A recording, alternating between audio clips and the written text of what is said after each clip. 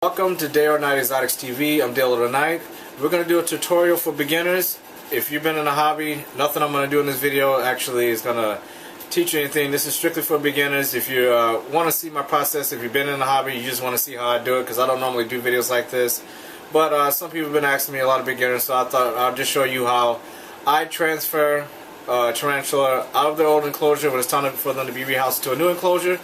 What materials I use and kind of my process, and I'll tell you a little bit more about the upcoming tour vid that I'm going to have of my new exotic pet rooms, and I'll kind of speak about that while I'm working. So this is a video kind of all over the place, but the primary focus is a transfer and kind of how I transfer some of my larger teas when it's time for them to be rehoused. So let's get right into it, and we're going to be rehousing the Acanthoscurria, chacoana, the Bolivian salmon pink. Enjoy, guys.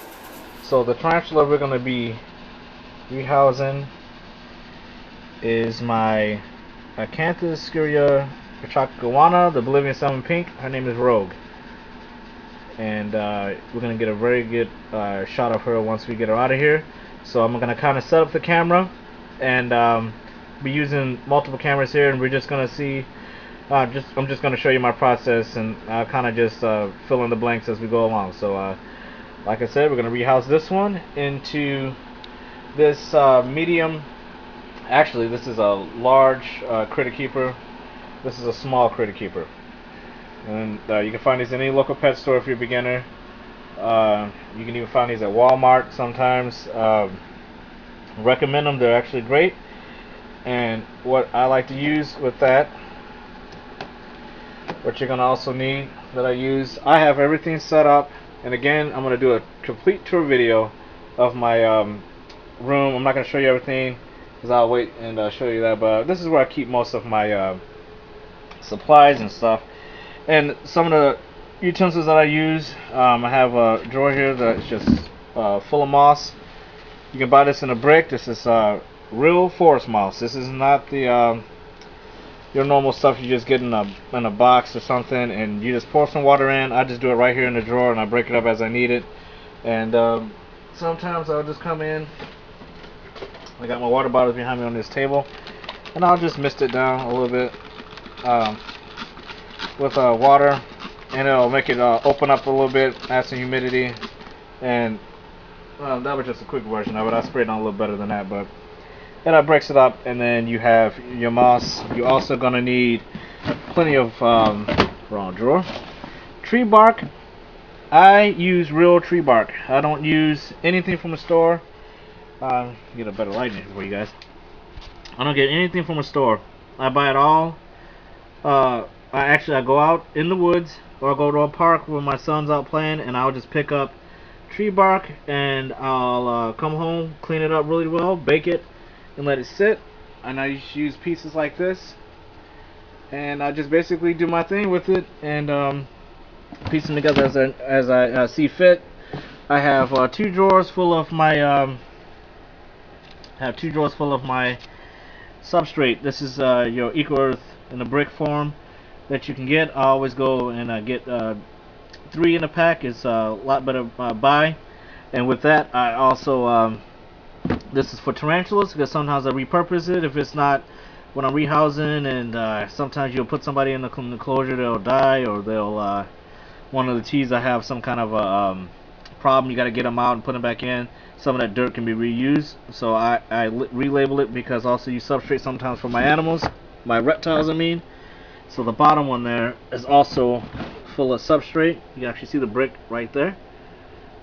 That'll be a new brick that I'll break up, and that brick I'll just split it up. And when I do my reptile mixes, sometimes I take my ball pythons and my geckos, I'll take them off of the bark and put them on paper towels. I'll just switch it up depending on how busy I am. So let's get this guy started. Another thing that you're gonna need if you're a beginner, that I always use, is your trusty glue gun, because we're gonna be gluing a new hide in and gluing some moss in. Some other essential tools you're gonna need outside of the gun, if you're gonna do it kind of like the way I do it, is capture cups to transfer the tea out of. Look at your spray bottle. Have your water dishes ready, and I always have a paintbrush ready and my tongs. I have containers that I also use in here that are full of, actually it's 2 drawers, full of containers and crap that I use for water dishes and hides and makeshift stuff that I make. So it's always good to have all of that stuff out and ready to go at hand's reach, at arm's length basically, so you don't have to keep reaching around in case anything happens. So first thing you want to do if you want to rehouse the tarantula, you gotta get the tarantula out, so let's do that. Alright, this is a big enough tarantula but I don't have to do it in the bathtub. But one of the tricks that I always do if you're in a bathtub, and I usually do it when I'm down here too, instead of having 1 cup, you have 1 cup on one side, 1 cup ready on the other side. So if it bolts, you're at arm's reach, boom, boom, and you can kind of, that's if I'm in a bathtub. In here, I don't worry about it too much, because if I'm in here, I know the tarantula's big enough where I'm not going to have to worry about it. So, again, this is Acanthoscurria. They're hair kickers. Let's see if we can try to get you guys in just a little bit further so you can see this. They're not going to run on you, but they can be spooked quite a bit. So I always take every precaution not for them to get too spooked, but she should be alright. I don't handle a lot of my teas. I don't really mess with them too much if I don't have to. And she is very upset, so this might be a little difficult. She's still in a threat posture right now. And she's not one to come out. This might take a little bit of time, so I'm going to stop talking and just concentrate on the tea right now. Hopefully we can get her to come on out into the cup. And she's making it easy for me. She's kicking hairs all over the place, and I'm going to be regretting that in the morning. And she's in there. The more calmer you are if you're a beginner, the easier it is to pull this maneuver off. It's actually not hard to get them in the cup. What's hard is to try to get them out without freaking them out too much, without them kicking too many hairs, and without you know, just basically them spooking them enough where they're going to take off running. But now that we got her in the cup, let's go ahead and start setting up the new enclosure, and we can get her back into our new home as soon as possible. She's been in this home for a while. She's been in the same enclosure since I got her as like a 1-inch. And she's close to 4 inches now, maybe a little bit over. So this enclosure obviously is way too small. I can't salvage anything from this enclosure. Everything in here is going to be dumped, and this tub is going to be completely cleaned out, and one of my juveniles, something under a couple inches, will be going in here. So this, normally if there's something new I'm going to put in here, I'll kind of be in a hurry to clean this out. Since I'm not in a hurry to clean this out, I'm just going to go ahead and put the lid back on and set that aside and introduce the new enclosure. And this is, like I said, a large critter keeper, perfect size for a 4-inch tarantula this size. She will not be able to stay in here forever. She will be rehoused again because these tarantulas get freaking huge. So now what I normally do is start figuring out kind of how I want to set it up. And basically, if you want to, there's different types of setup. She likes to use hides. Knowing the personality of your tarantula is very, very vital and key to me as far as your tarantula being happy. She is a large terrestrial. She is gonna use, she likes substrate, she likes to dig, so I'm gonna kind of give her a little bit, mixture of both, and make sure she has enough substrate in there for her to dig, but also enough room for her to have a larger water dish and a large enough hide. She probably won't use her hide as much as she used to now that she's bigger, so I'm gonna reduce the size of her hide. Basically her old enclosure was just a giant hide with some substrate in it. This would be a little more reduced and very basic. And it'll look a little bit something like this, actually. This is my bee wagon's enclosure, and you can see that it's very basic, but it's very suitable for our tarantula. She's well over 4 inches long, so this is she's actually a larger critter keeper than her, than the chacoana, but this is actually a more active tea. So we're gonna put her in here, and she'll be happy. She doesn't like too much room. She's a little claustrophobic. That's why I chose not to go any bigger than a large. So now we're gonna start adding the substrate in. The cage has already been cleaned out. So I'm going to go to my drawer, and what I like about these tubs and these plastic containers is that I can just pull it out and just do it right over here. I don't have to worry about making 1,000 trips. And there was an old tarantula that passed away on me, but this is really fresh substrate, but just slightly used, which I kind of like sometimes because it gives a little more of a natural used feel. It's not so, because when you break up the brick fresh, it takes a little time for it to dry. This has been here dry for a while now, and I've been just mixing it up with some moss. So it's perfect for her right now. I personally like the moss to go into the ground as dirt as well, as a mixture, because it keeps the humidity up in there a little bit better. My room right now tends to be a little bit dry. I explained it in the tour vid. I took out my indoor pond, which added some great humidity to my room. That pond got turned into a dubia roach colony. It was just in a plastic tub. It was very makeshift. I was going to be elaborate with it, but I actually decided to change my mind on it. So now I just keep the humidity kept in each individual cage instead of the room. With spring right around the corner, this room actually does very well with keeping humidity up naturally. Got a humidifier that I put in that I don't even need to put on all the time. Room is very self-contained with a small area heater because it's smaller. This room used to be pretty huge.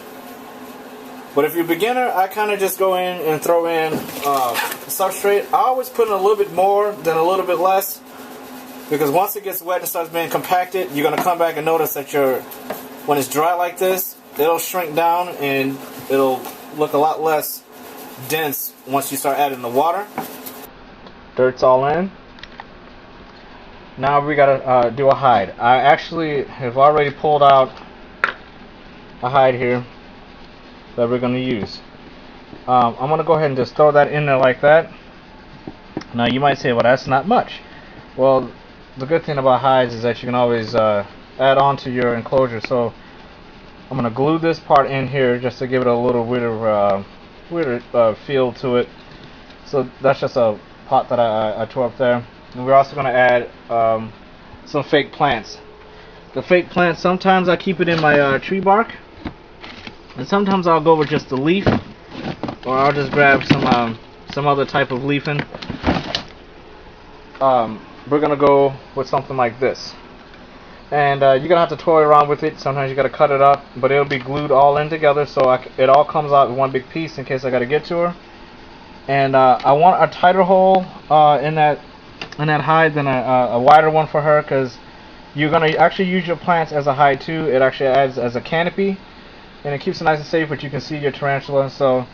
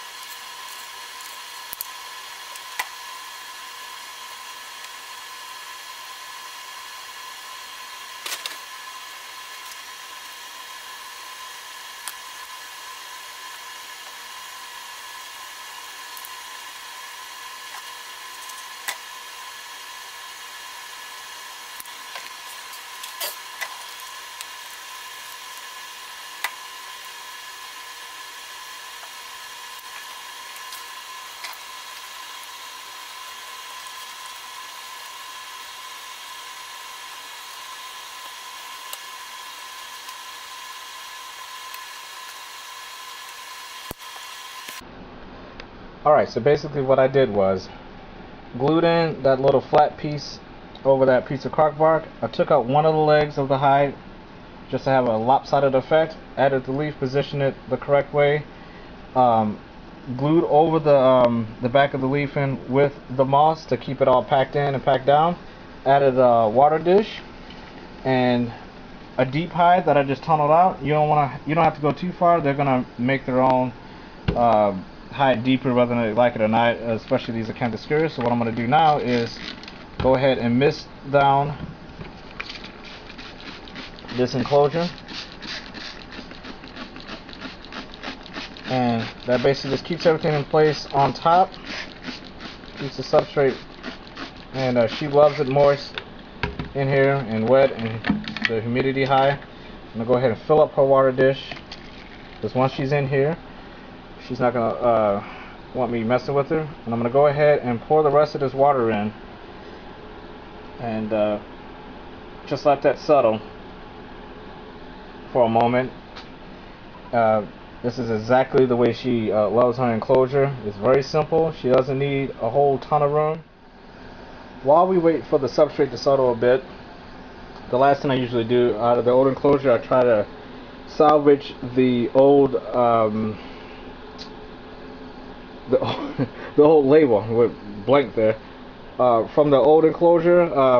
As you can see, this one's not turned off too well, and the label just basically has their name that I gave them and their species name. And another tool that I always use, because I label all my enclosures, as you can see here, even on my geckos, anything gets labeled, is a label maker, and so she'll need a new label maker. So we got it all figured out here, and usually I'll stick it on the side here, or I'll come around here and stick it on this side. Most of the time I put it on both sides because I don't always know how I'm going to have it positioned in my collection, and in my, because I kind of stack them sometimes. So this one, I'm just going to put one label on the side here for now, and then we'll be putting the tarantula back in. The label's on there. It's all ready to go. I'm going to grab the tarantula, and we're going to be putting her back in her enclosure. Okay, sometimes this can be the easy part, sometimes it can be the hard part. Most of the time these guys are just happy to get back into their enclosure, but you do want to be smart about it and have your catch cups and everything ready to go in case she decides to bolt. Have your lid ready to go. Alright, so obviously, I don't know why I did that, but obviously we're going to just be very gentle and let them take their time.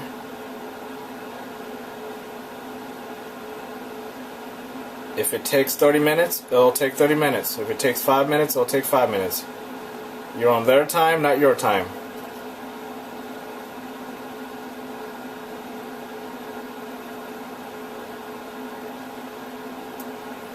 She's typically very pleasant. I mean, she's a little irritable right now because she's hungry. I always recommend feeding your tarantula sometimes a few days before you might rehouse them. You have a bit of an easier time, but she's a very pleasant girl.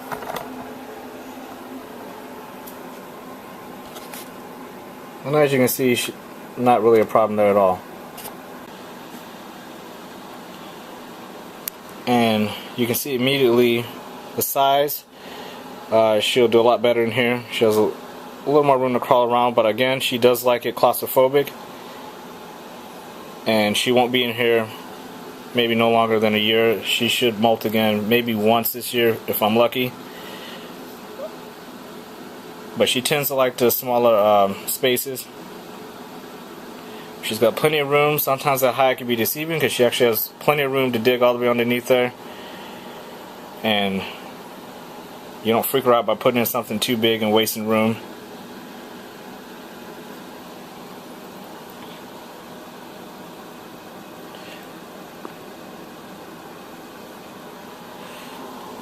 But as you can see, having fun with this is all this is about. So if you're a beginner, everything I just did there was a lot of fun.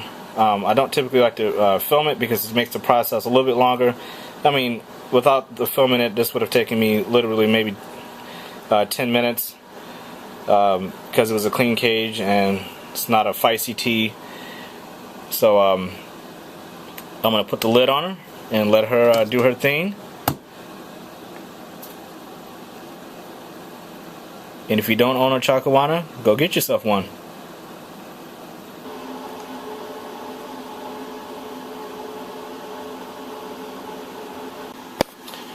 So now we're going to take her and put her up here over that bee vagans I showed you earlier. And that'll be where she hangs out from this point on.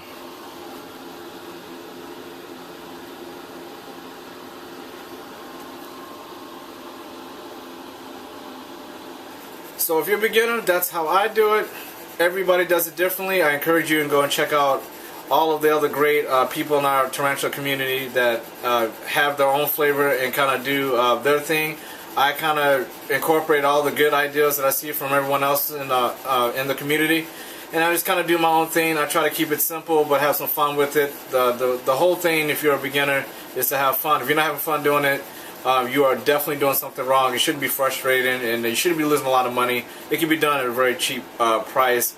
So hope you guys learned something for this if you're a beginner.